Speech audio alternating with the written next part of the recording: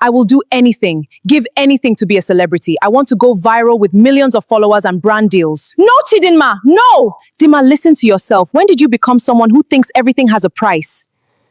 Everything already has a price, Amara. You just don't want to admit it. No, there are things you don't sell. Your peace, your family, your soul. My soul. Amara, do you know what it feels like to be invisible? You were never invisible. Yes, I was. You know what people respect? Numbers, money, influence. A girl with 3 million followers walks into a room and everyone stands up. So tell me something. If someone told you I could have everything I ever dreamed of, fame, money, luxury, a life where I never have to beg anyone for anything, and the price was giving up a part of myself. Dima, would you really tell me no? You don't even hear yourself anymore. No, Amara, I hear myself clearly.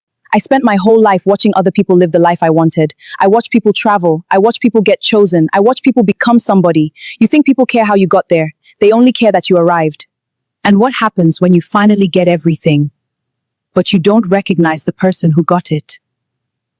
Then maybe that person was never important. 11 months. That's how long it took Amara Nwosu to go from 300 followers to 12 million. Not 6 years of steady grinding, 11 months, start to finish, from a cracked bathroom mirror in Festac Town to brand deals worth more than most people's houses. Everyone online has a theory about how she did it. Algorithm lock, a leaked video, a quiet PR machine paying for engagement behind the scenes, ghostwriters, a rich boyfriend nobody's found yet. They are all wrong. Here's what nobody talks about because nobody noticed it in time. In those same 11 months, Amara Nwosu did not cry once. Not at her father's hospital bedside, holding a hand that might not hold hers back much longer. Not the night she ended the one relationship that had ever made her feel like a person instead of a page view. Not once for 330-something days did a single real tear reach her face, while the rest of her life, quietly, systematically, went missing in pieces small enough that she could always tell herself the last one hadn't mattered. That is not a coincidence. That is a price, and somebody was collecting. This is the story of how a girl from Festac Town became the most followed woman in Nigeria, and the exact itemized cost of every single view, paid at a riverbank 400 kilometers from Lagos, to something that has been collecting from her family for 4 generations. By the end, you'll know precisely what she gave up, in what order, what she got back, and why. 4 years later, with brands offering her free stays at 3 different luxury resorts just to post from their infinity pools, Amara Nwosu still refuses to be filmed anywhere near water. Amara Nwosu was 22, sharing a 2-bedroom flat in Festac with 3 cousins, working the front desk of a mid-tier hotel on Airport Road, and posting outfit videos at midnight when her body was too tired to sleep, but her mind was too restless to stop scrolling. She grew up between 2 worlds. Her mother's Lagos, hustle, noise, glass towers going up along the Lekki-Epe corridor, everyone's phone, a small glowing altar to becoming somebody. And her father's village, Ide, a small community along the Idemili River in Anambra State, where her father's older sister, Auntie Ngozi, still lived in the family compound, and still every new moon tied a white cloth to the udala tree by the water and left a plate of kola and garden egg at the riverbank. Nobody in the family talked about what Auntie Ngozi did at the river.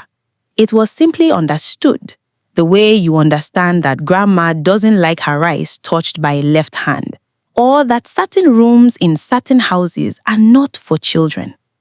Amara, as a girl, had called it beautiful. The white cloth against green water, Auntie Ngozi humming something older than any song on the radio. Her best friend since primary 6 was Chidinma Okafor. They'd worn the same green plaid pinafore for Federal Government Girls College, plaited each other's hair before morning assembly, shared one plate of jollof at every party because neither of them could ever finish it alone. 15 years old, they used to lie on Chidinma's bed after prep and promise each other the same future. One day, everybody go know our name. They didn't know yet which name it would be. Chidinma got there first. By 24, Chidinma Okafor had become the Mad Diamond.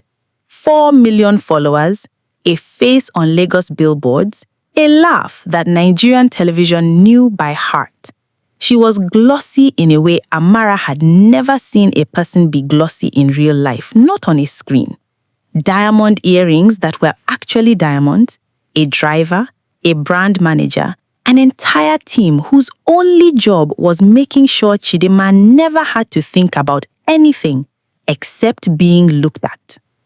Amara was happy for her, genuinely, for the first year. She commented on every post. She called Chidinma my sister in interviews Chidinma gave back when journalists still asked Dima about her come-up. They still spoke sometimes, though the calls got shorter and Chidinma's assistant started scheduling them. But happiness, left alone too long, in a small flat with peeling paint and a front desk salary, has a way of curdling into something quieter and much more dangerous: comparison. The turning point had a date. Amara remembers it the way people remember accidents. It was her 26th birthday. She'd spent 3 weeks planning a single video, a day in my life reel, filmed on a borrowed ring light, edited on a phone with 11% storage left. She poured everything into it: her best outfit, her best jokes, a caption she rewrote 9 times. It got 211 views. That same night, Dima Diamond posted a 15-second clip of herself trying on shoes in a hotel room in Dubai, almost saying nothing. 2.3 million views by morning. Amara sat on the edge of her bed at 3 a.m., phone light on her face, doing the math her brain wouldn't let her stop doing. Same industry, same starting point 4 years ago. 2 girls on one narrow bed, dreaming the same dream out loud. And now, one of them was a name and the other was a number nobody was counting.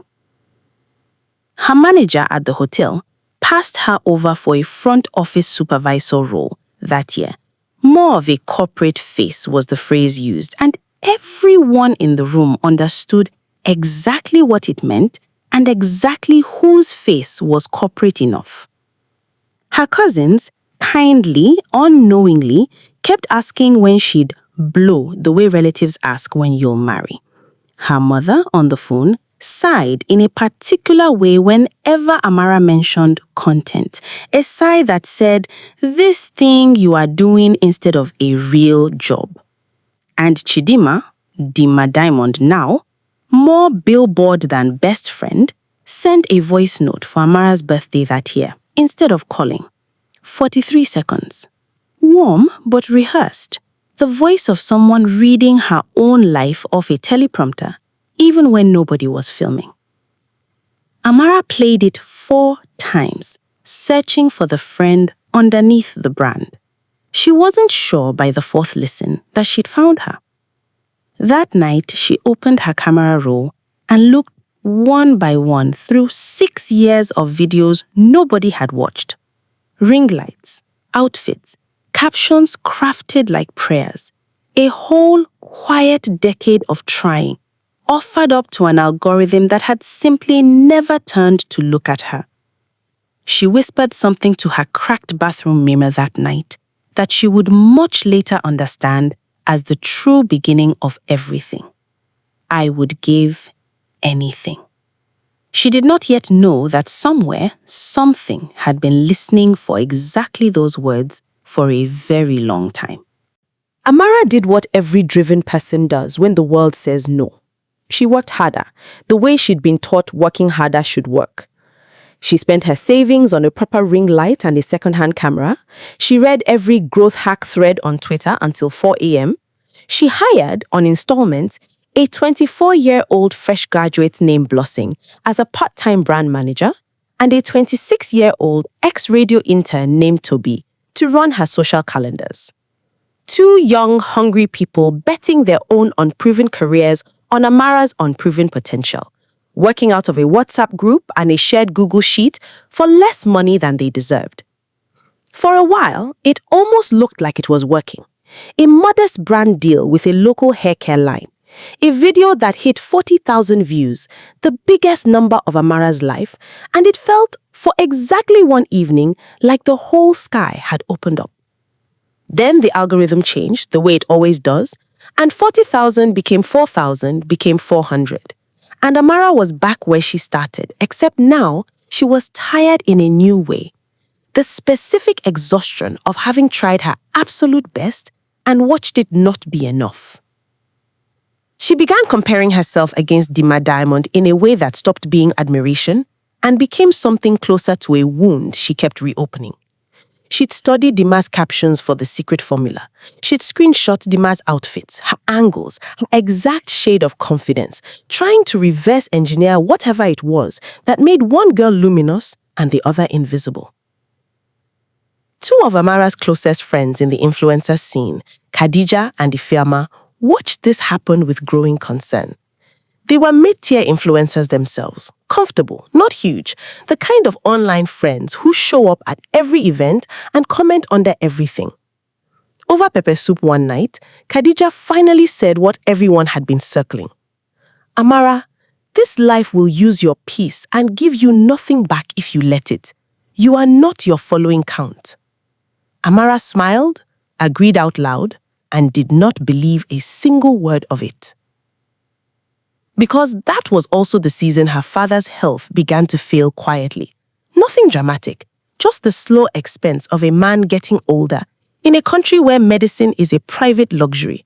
And Amara understood with the particular clarity of a first daughter that not caring about the numbers was a privilege for people whose families didn't need what the numbers could buy.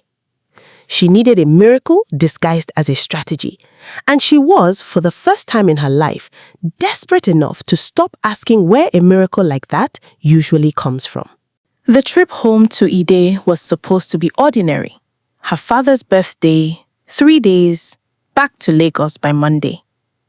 Auntie Ngozi met her at the family compound gate wearing white, the way she always did around the new moon, and looked at Amara for a long moment before saying anything at all. "You have been talking to the water," Auntie Ngozi said, finally. Not a question. Amara laughed it off. "I don't even swim, Auntie." But something in her chest went very still because she remembered the bathroom mirror, the whispered, "I would give anything," and some old instinct told her that the water did not mean a swimming pool. That evening, after her father had gone to bed, Auntie Ngozi took her down the familiar path to the riverbank, the udala tree, the white cloth, the quiet green water Amara had watched her auntie tend since childhood, without ever once asking what it was for. "Our people did not just settle by this river for the fish," Auntie Ngozi said, lighting a small lamp. "Idemili has kept this family since your great-grandmother's time. She is not evil, Amara. She is not the devil your pastor warns you about on Sunday. She is old, she is patient, and she does not give, she lends. Wealth, favor, the world's attention, all of it, on loan, at her interest." Amara, sitting on a smooth stone at the water's edge, felt something in her, hunger, grief, 6 years of 211 views lean forward before her sense could stop it. And If someone wanted to borrow, Amara said, carefully, what would the interest be? Aunty Ngozi looked at her for a long time, and there was something in that look that was not quite warning and not quite invitation, but both at once. An old woman who had watched this exact hunger arrive in this exact family before, and who understood with real sorrow that she could describe every danger in the world and it would not matter, because the girl in front of her had already decided. Everyone pays differently, Aunty Ngozi said. Some give up sleep, some give up peace. The river does not ask you what you are willing to lose, Amara. She simply starts collecting, and you find out the price one small piece at a time, until the day she asks for the whole thing at once. She should have walked back to the house that night. Every version of this story that ends well begins with Amara walking back to the house that night. She did not walk back to the house. Under Aunty Ngozi's low, reluctant guidance, Amara knelt at the river's edge and repeated words in old Igbo she did not fully understand, and cut her palm with a blade Aunty Ngozi had blessed with reluctant hands, and let 3 drops of her blood fall into water the color of bottle glass in the lamplight.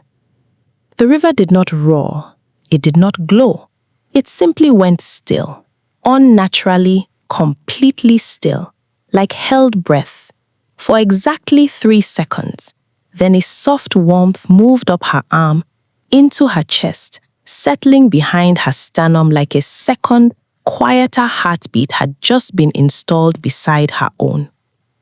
It is done, Aunty Ngozi said, and her voice for the first time in Amara's memory shook. Now, my daughter, whatever happens now, do not forget who you were before tonight. Idemili can give you the whole world's eyes.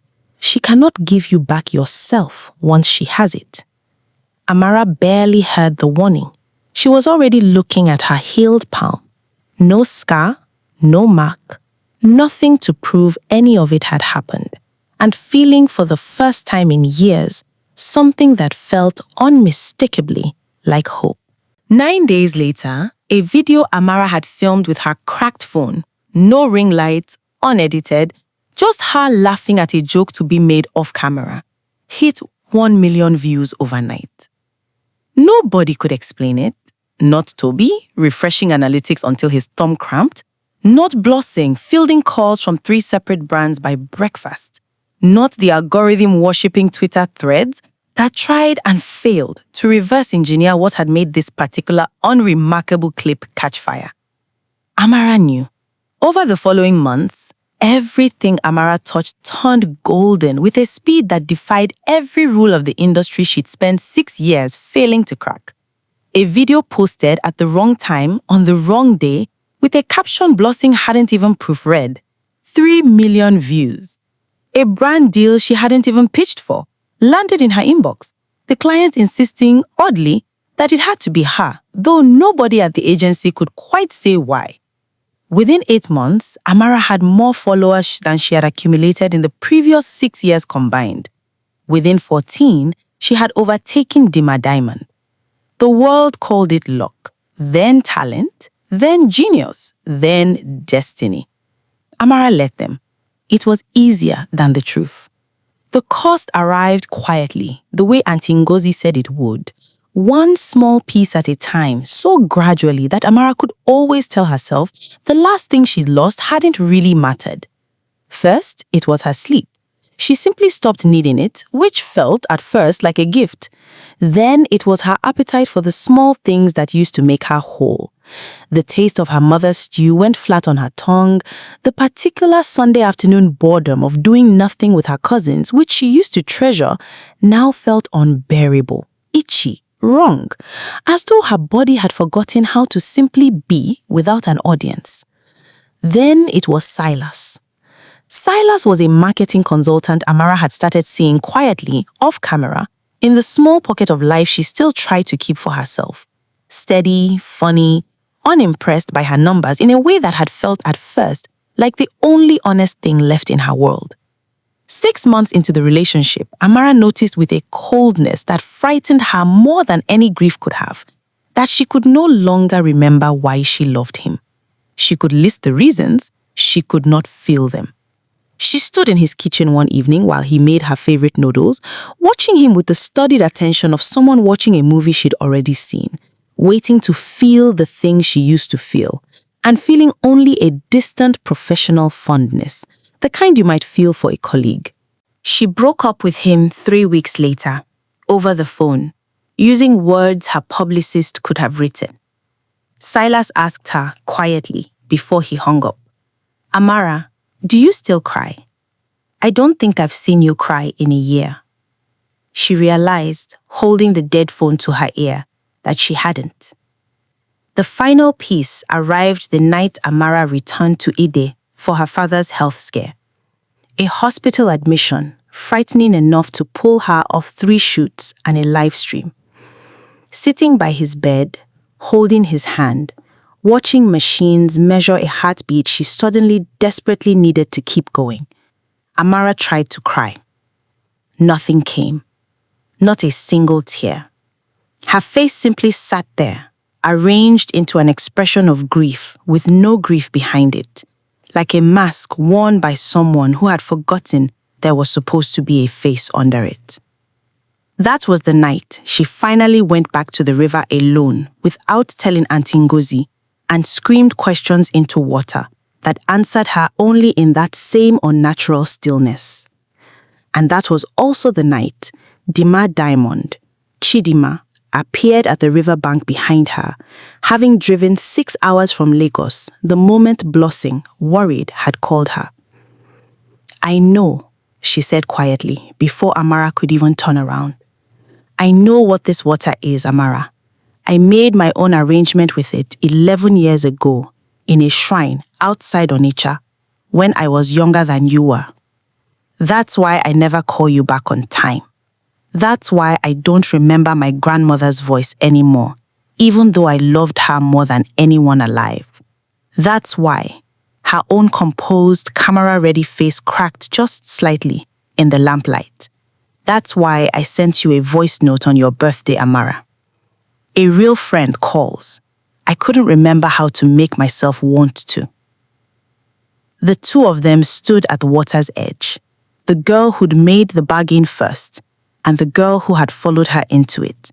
Both of them famous, both of them followed by millions, both of them standing there in the dark, more hollow than either had ever admitted to another living soul. "She's going to ask for the rest soon," she said. "She always does eventually. Mine is coming. I can feel it circling." "The rest of what?" Amara asked, though some old, cold part of her already knew. "Whatever is left," Chidima said. "Whatever you haven't already given her by accident." Amara did not sleep that night, and for once it had nothing to do with the river's gift. She thought of Silas's question. She thought of her father's hand and the tears that would not come to meet it. She thought of the girl on the narrow bed at 15, dreaming out loud with Chidima, wanting to be known. And she understood, with a grief so sudden and total that it nearly bent her double, that she had been known once by exactly the people who mattered. And she had traded that knowing for the attention of strangers who would forget her the moment a newer face caught the light. At dawn, she went to find Auntie Ngozi. "I want it back," Amara said. "All of it. I don't care what it costs to undo." Auntie Ngozi did not look surprised. She looked instead like a woman who had been waiting years for this exact sentence and dreading it in equal measure.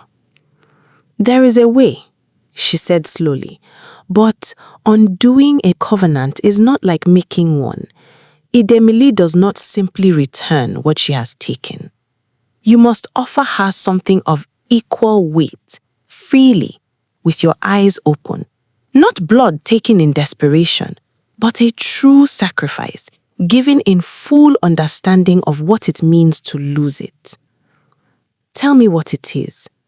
Auntie Ngozi's eyes filled, uncharacteristically, with tears of her own. The thing you love most that still has feeling left in it. Not a thing you can buy back. A thing that once given is simply gone. Amara understood, with a clarity that felt like falling, exactly what that meant. Not her fame. That was numbers, replaceable, already halfway hollow. Not her career.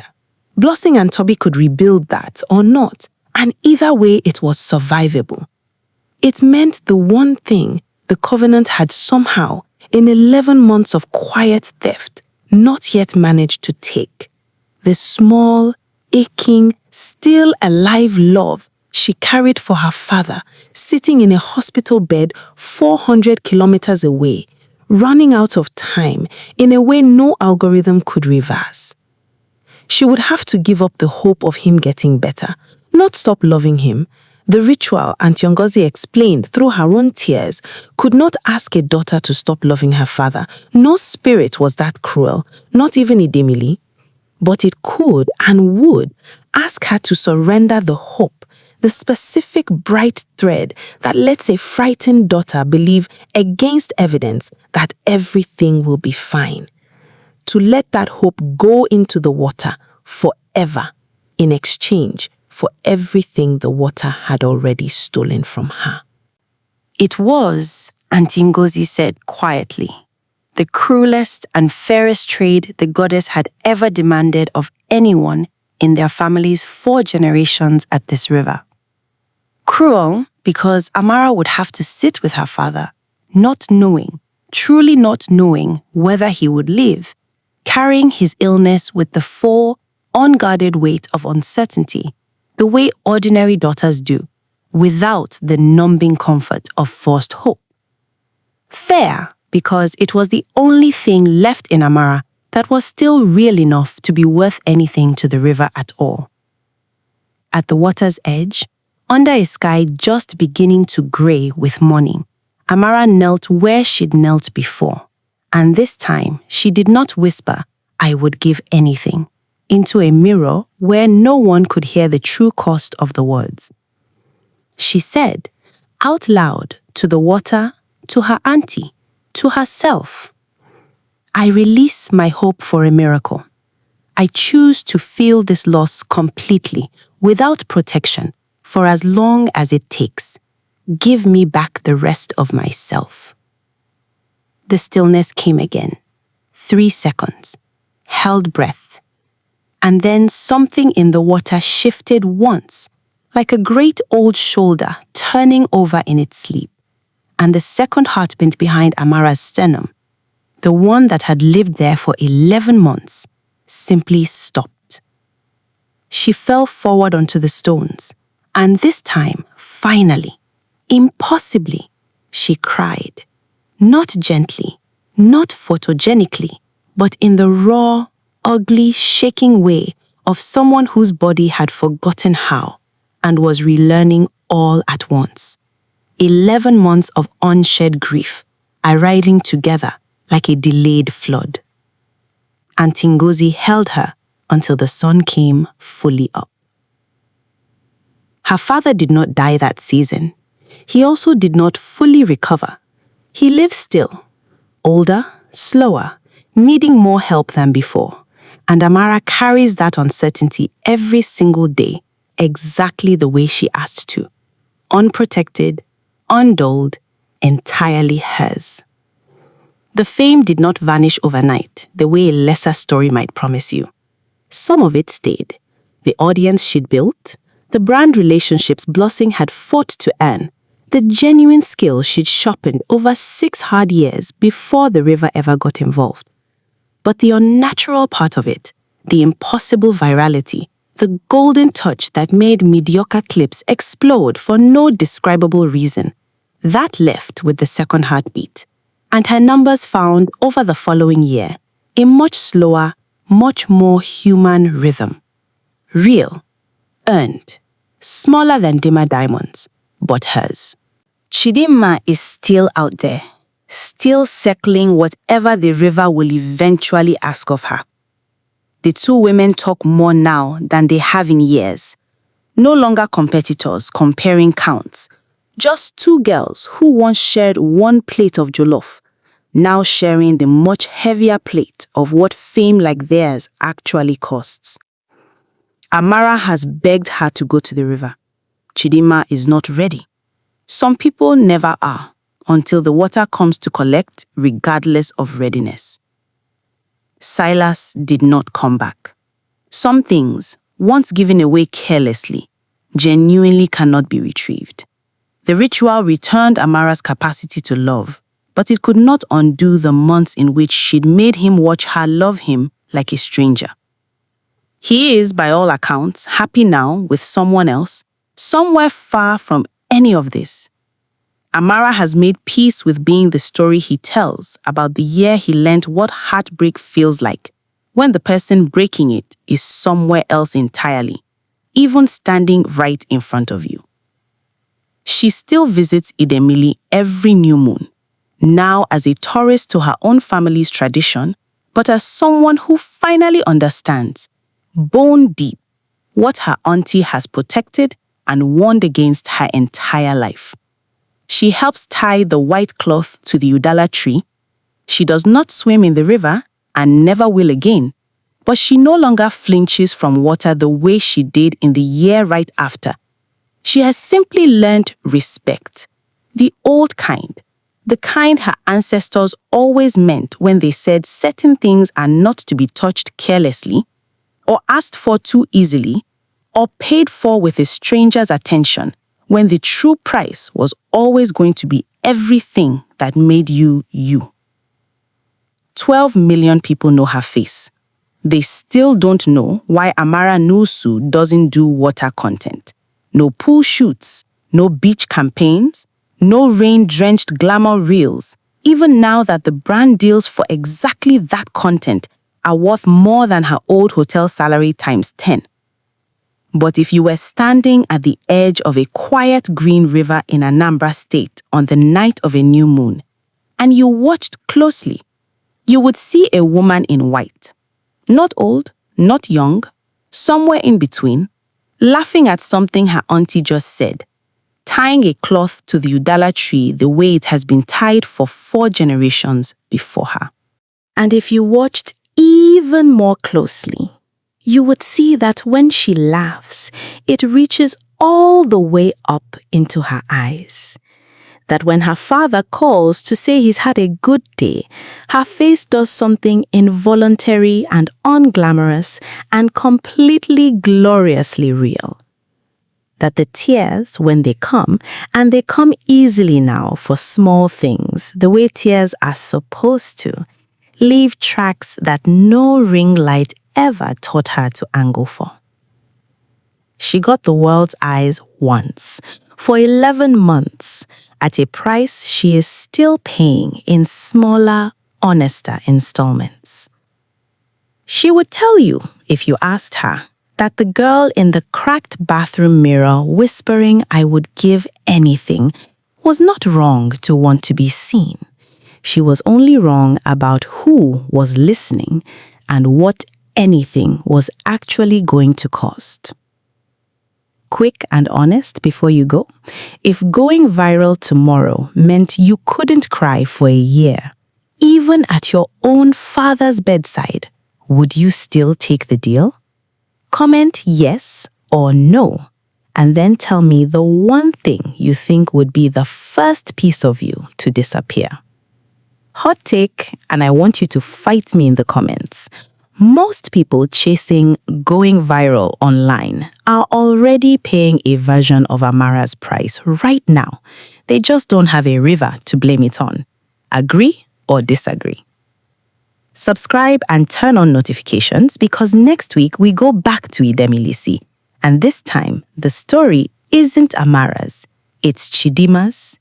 11 years of interest have been building on a debt she made before she was old enough to understand what she was signing. We're going to find out exactly what the river decides is finally enough. Like this video if you think Amara deserved her tears back. And I'll see you same time, same river next